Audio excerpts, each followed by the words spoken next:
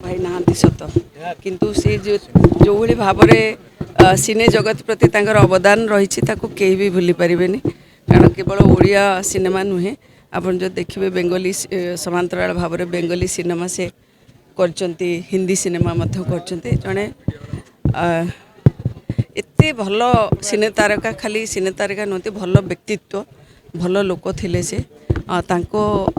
वियोग रे आज समस्त मेहमान होती सिने जगत केवल तांको हरैने पूरा ओडिशावासी जड़े